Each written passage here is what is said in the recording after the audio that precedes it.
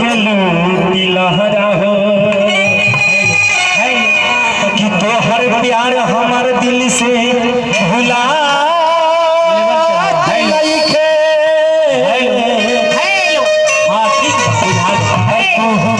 चल गई छोड़ी के सहरा हो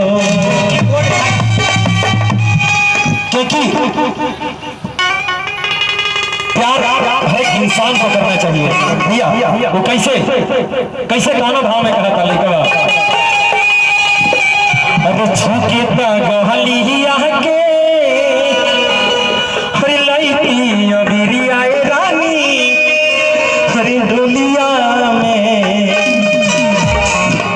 अरे छुके गहलिया के बात बोला हरे लईकी अबीरी आए रानी हरे डोलिया में कि छोड़ी के भैया हरी जात बारू जान तू होलिया में कैसे लगाई हम अबीर तोरा गलिया में क्योंकि अगर किसी को प्यार होता है ना और वो होली में अगर चल जाती है तो बहुत याद आता है ना कि शायद रहते तो चुपके से चुपके तो मिलिए लेती है क्या भैया ठीक है ना कि छोड़ी के हरे जाते बारू जान तू अरे होलिया में अरे छुके गहलिया के अरे लईती अमीरिया है रानी डोलिया में छुके गहलिया के लईती अमीरिया है रानी डोलिया में छोड़ी के जातू बारू जान तूता होलिया में छोड़ी के जातू बारू जान तूता होलिया में छुके गहलिया के लईती अमीरिया है रानी डोलिया में छुके गहलिया के लईती अमीरिया है रानी डोलिया में कि छोड़ी के जातू बारू जान तूता डोलिया में कि छोड़ी के जातू बारू जान तूता डोलिया में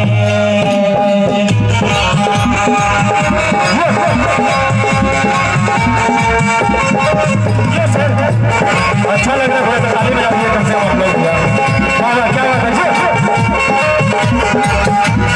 जय हो हर हर महादेव महादेव भक्त आप कहाँ थे यहीं पे थे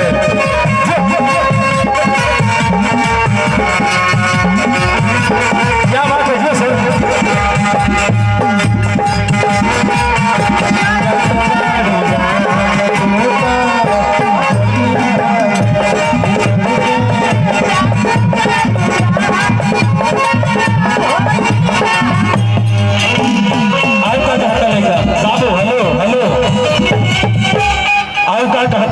अरे जाते जाते अरे घूंघटा में मुस्कुरा दे तू तहरा के तरफ से क्या भइल बा कि तनी मनी सा बोलो ना भइल बा हमरा से करला दू लइका हम अकेले बनी अभी क्या बोला तुम दू लइका के माई कृपया दूरी बनाए रखें कोरोना टाइम चल रहा है कोरोना नहीं है कोरोना का वैक्सीन आ गया बाबू कोरोना का वैक्सीन आ गया और तो नरेंद्र मोदी का देन है बीजेपी का देन है ना महादेव का देन है क्योंकि माना जाता है कि महादेव का नरेंद्र मोदी है महादेव का देन है जो कि कोरोना का वैक्सीन और इंडिया को कोई बर्बाद नहीं कर सकता है आज तक ना कोई बर्बाद करने की कोशिश की है और ना इंडिया को कोई बर्बाद कर सकता है आज तक है ना सही क्योंकि इंडिया इंडिया है लड़का कैसे कहा था कैसे अरे जाते जाते अरे घूंघटा में मुस्कुरा दे तू सता अरे तनिया सरा जय हिंद क्लब की तरफ से बहुत बहुत पुरस्कार। क्या बात भैया के हाथी हाथी अभिनंदन नमस्कार प्रणाम। अभी घूम ओढ़ाइला पर दिले गोड़ा उठा उठाई हम तो पता नहीं कितना निकाल के देती। अच्छा अच्छा अच्छा अच्छा और है हाँ तो कैसे लेकर कहता कैसे? रंजन बाबू यहाँ पे उपस्थित है, बहुत अच्छे कलाकार है वो। कोशिश रहता है कि हर एक मंच को उनको दिखाएं, क्योंकि स्ट्रगल है अभी जीवन में, बहुत आगे तक जाइएगा आप। जब हमें क्या कैसे कहता कैसे कहता? अरे जाते जाते अरे घूंघटा में मुस्कुरा दे तू, है दुनिया सरा हमरा के तू भरा दे तू।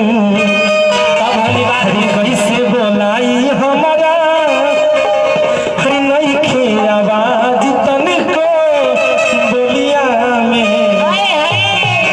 तहरा जाही के रहे तो पहले चली तो बताओ, हम सोचनी है कि होली में तनी रंग लगाई तो होली में चल गई छोड़ के काई दिन पवित्र था।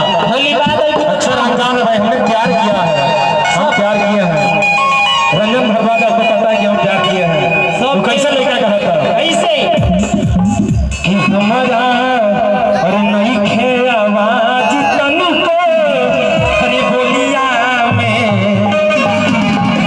कि छोड़ी के जात बारू जान तू तो बोलिया में, कि छोड़ी के बारू जान तू तो बोलिया में।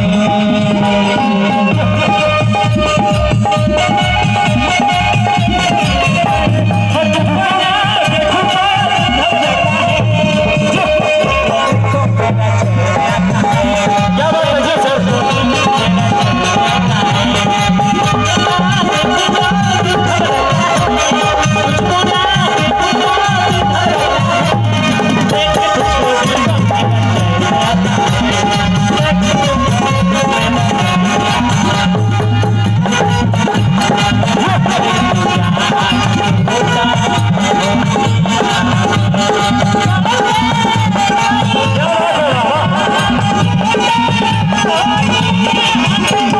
लास्ट भाव में लेकर क्या करता है? कैसे करता है? क्योंकि लेकर के बड़ा मोहब्बत हो गया, मोहब्बत इंसान को करना चाहिए, क्योंकि हम पहले ही बोल दिए हैं। वो लेकर लास्ट भाव में कैसे करता है? कोयला रे भी अब तो हरा दिन गाई ना,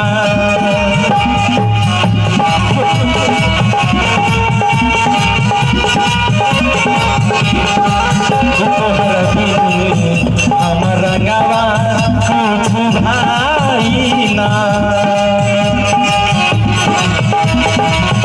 क्या बात है जियो सर? और क्या कहता कोयला रखू तुम्हारा दिल कुछ गाई ना, अरे तो रंगवा हमारा हता कुछ भाई ना।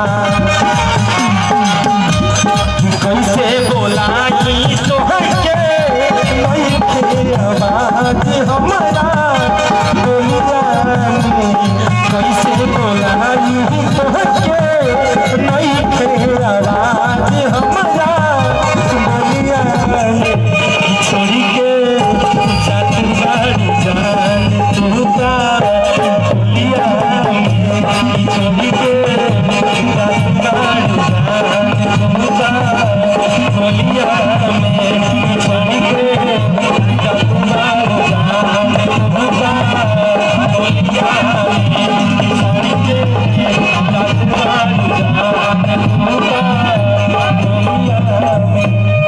आवाज आवाज आवाज आवाज। अगर अच्छा लगा तो मेरे लिए जोरदार ताली बजा दीजिए भैया, क्योंकि हम चूंकि आपने पहले ही बोल चुके हैं, हम आपके घर के कलाकार हैं, आपके गांव का कलाकार हैं, क्योंकि नबीनगर और जबला में ज्यादा दूरी नहीं है ना। शायद नहीं बोलते, कुछ लोग पहचानते हैं कुछ लोग नहीं पहचानते हैं।